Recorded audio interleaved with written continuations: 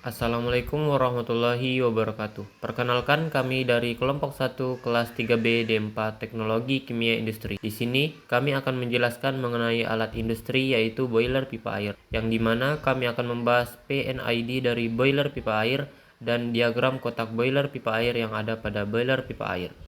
Penjelasan komponen dan alur boiler. Yang pertama, raw water inlet dan water tank. Raw water inlet jalur masuk air baku dari sumber. Water tank tangki penyimpanan air yang akan dipompa menuju boiler. Yang kedua, high pressure pump, pompa bertekanan tinggi yang mengalir air dari water tank ke boiler body. Yang ketiga, water valve, katup manual atau otomatis yang mengatur laju alir air umpan. 4.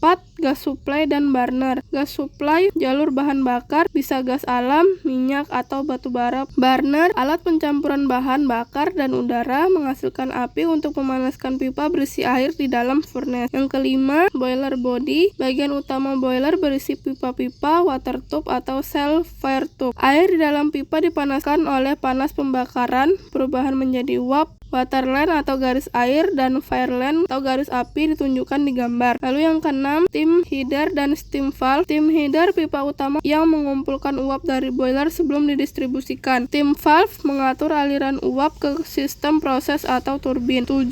Economizer heat exchanger yang memanfaatkan panas gas buang untuk memanaskan air umpan sebelum masuk boiler. Meningkatkan efisiensi thermal karena air sudah lebih panas sebelum masuk drum boiler. 8. Flue gas exhaust dan stack. Saluran pembuangan gas hasil pembakaran menuju cerobong atau stack. Bisa dilengkapi ID fan, induced draft fan untuk mengatur aliran gas buang. Proses pengendalian pada boiler pipa air dimulai dari penentuan set point. Nilai ini menjadi acuan utama dalam sistem kontrol. Selanjutnya, tekanan uap aktual yang dihasilkan oleh boiler diukur oleh sensor. Hasil pengukuran sensor ini kemudian dibandingkan dengan nilai set point untuk mengetahui apakah terdapat perbedaan atau error. Apabila terjadi error, sinyal ini dikirimkan ke control unit. Control unit sendiri berfungsi untuk mengatur laju alir bahan bakar yang menjadi manipulated variable. Semakin besar error, maka control unit akan menyesuaikan jumlah bahan bakar yang masuk ke ruang bakar, sehingga energi panas yang dihasilkan juga berubah. Energi hasil pembakaran bahan bakar digunakan dalam proses boiler untuk memanaskan air hingga menghasilkan uap dengan tekanan tertentu. Tekanan uap ini kemudian menjadi kontrol variabel, yaitu variabel utama yang dikendalikan. Namun, pada proses nyata terdapat disturbance atau gangguan yang dapat mempengaruhi hasil, seperti flow rate air umpan dan suhu air input. Gangguan ini bisa menyebabkan tekanan uap naik atau turun secara tidak terduga. Output berupa tekanan uap aktual kembali masuk ke sensor tekanan uap. Proses ini berlangsung terus-menerus membentuk suatu loop umpan balik. Kesimpulannya, perubahan laju alir fuel akan mempengaruhi tekanan uap steam. Sekian dari kami, terima kasih.